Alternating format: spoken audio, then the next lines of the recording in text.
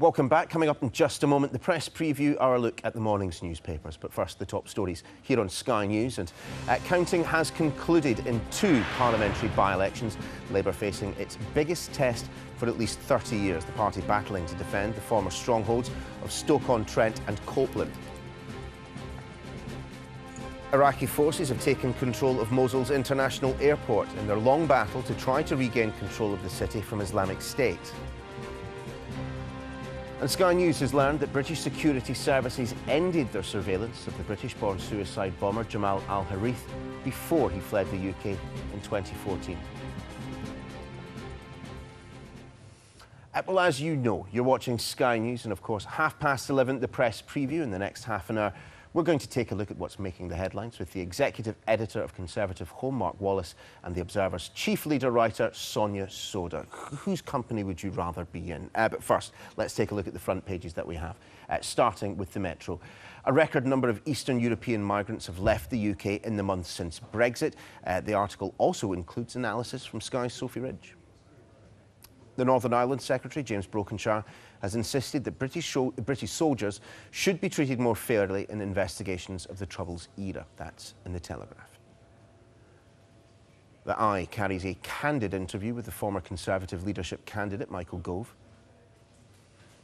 The Guardian reports that the Metropolitan Police is facing criticism for reducing funding for ethnic diversity initiatives. Hedge fund buyers have been stockpiling cobalt, and that's a worry for the makers of electric cars, as it's a key element of their batteries. For more on that, pick up the FT. Some universities will soon be offering fast-track 2-year degrees, according to the Times. Here's the Mirror, a striking image showing what it calls the wrath of Doris after today's remarkable storm. The Star claims winds gusted as high as 100 miles an hour in some parts of the country. And here, the Express says we're not done yet. New flood warnings are to be expected. And the Mail goes with a story we told you about last night concerning dangerous tumble dryers.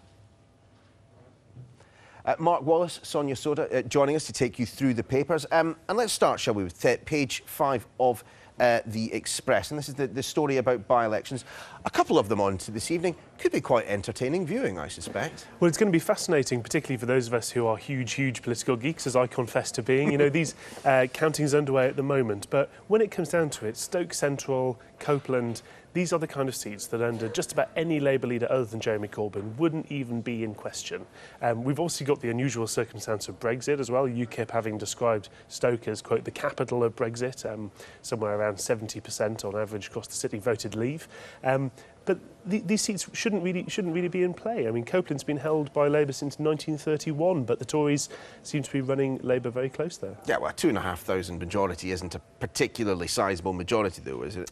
Well, it's come down a lot over time, so it has been a very safe Labour seat in the past, I think. And I think, really, Labour's done an excellent job on expectations management here because, as Mark said, these are seats that have historically been safe Labour seats. We're into a new, a Conservative government.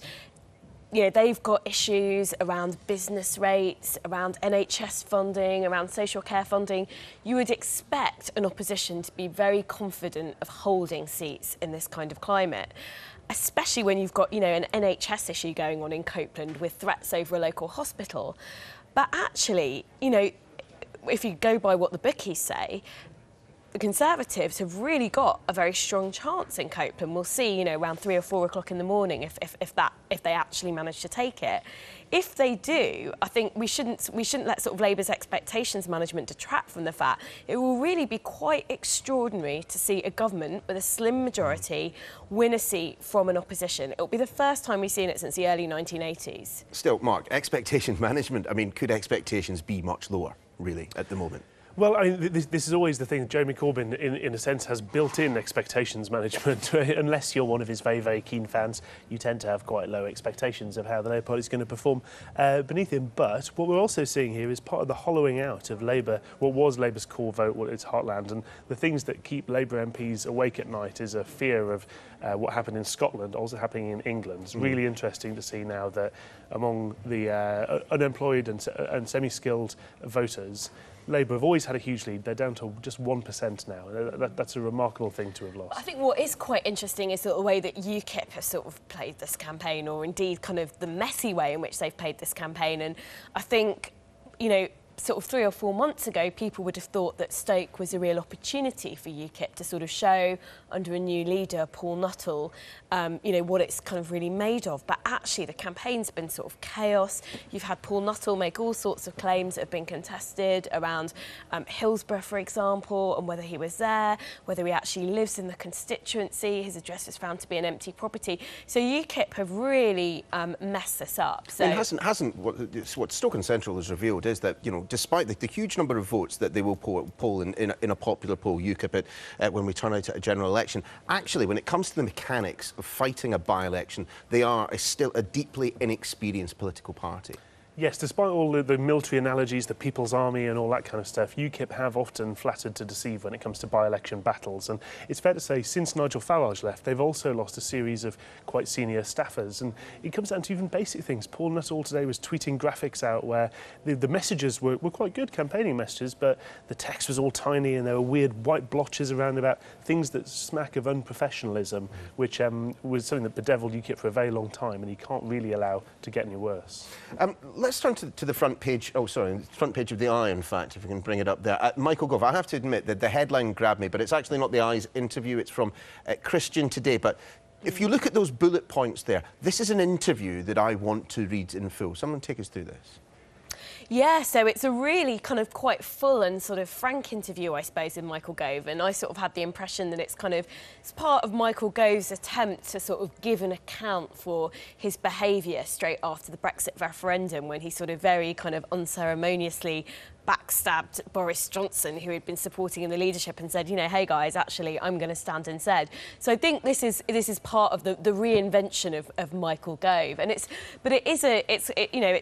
a very kind of, there's lots of really good nuggets in this interview. One that I thought was particularly interesting was, you know, he calls Trump egotistical and narcissistic, and it's a bit like, well, you got the first British interview with Trump. Why wasn't that written up in your interview if that was the sort of, you know, that was the impression you left with? But yeah, lots of really interesting stuff in there.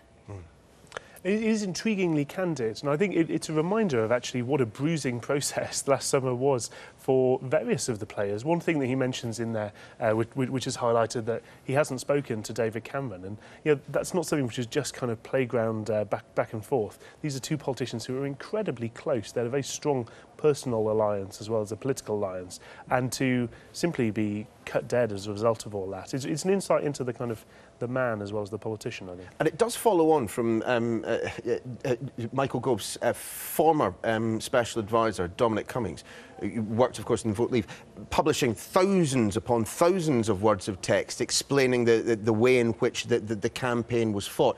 I mean, where does Michael Gove sit in the pyramid of the power pyramid within the campaign to exit the EU? I mean, we're being described here as the architect of Brexit. Is that perhaps giving him too much credit? I think architect of Brexit's probably not quite accurate, but he was the absolute linchpin of the Vote Leave campaign. He links into each of these different characters. If you look at Matthew Elliott, the chief executive of Vote Leave, former boss of mine, who worked very closely with him, Dominic Cummings, the kind of brainiac thinker behind it, but also, of course, it was Gove who rallied an awful lot of Tory troops, appeared in that crucial debate on Sky News, indeed, saying people have had enough. I think I recall. There were a couple of throwaway lines. It doesn't really endear me to Mr. Gove. People have had enough of experts, but also he persuaded Boris, and that played a huge amount in changing history.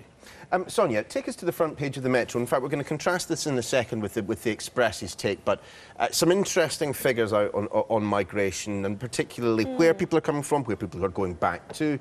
What does the article say? So a couple of the papers have gone really big on this. So we've got the latest round of kind of net migration figures, and what it shows is that, you know, there's a sort of drop that's, you know, not to be sniffed at, I suppose, of around kind of just over 40,000, and it is the first drop that we've seen for a while. A couple of things to say about it. So first of all, I think the government's really relieved to see this, because the government's had, you know, a net migration target for migration to go down to the tens of thousands for years. Theresa May was in charge of it when she was at the Home Office. It all always went up and up and up. So there's that thing. There's also, I think, though, the fact that what is this going to mean for our public services? So, you know, the government's welcomed this and said it's a good thing, but actually if you look at what makes up the fall in numbers, a lot of it is fewer foreign students coming over. Well, that's an important source of revenue for the British economy. But also, you know, our care services for older people, the NHS, nursing assistants and nurses and indeed doctors, really reliant actually on skilled migration from the EU and outside of the EU. So I think there's going to be a question mark about what this means for some of our public services that are already in crisis. Compare and contrast, of course, with the way that the Express has written this story. Record surge in immigrants from Romania and Bulgaria. I mean, they are both sides of the same coin, though, these two stories. Well, indeed, both sets of headlines are completely true based on exactly the same set of statistics. It's a reminder, of course, that a fall in net migration, this is a bit like the difference between the deficit and the debt. You can reduce the deficit, but the debt keeps going. The debt keeps going up. You can reduce net migration. The number of EU migrants in the UK continues to rise, and I think we've also got to bear in mind that I think it's possible. I think the Metro perhaps panicked a little bit too much about this. This is a very small fall in net increase in migration on millions upon millions of EU migrants who are in the UK. I don't think it's going to lead to our public services falling over. No, and the Office for National Statistics said that, you know, it's a fall in net migration, but it's not a statistically significant fall. So they think it could be a bit of a seasonal blip as well. Theresa May has said that she welcomes the drop in net migration. I'll bet she does. Yeah. Let's pause there. Time to take a break. Coming up after it, the hunt is on for the Phantom Lou Locker of Kent. Someone probably should have warned me about that beforehand. We'll bring you that story after the break.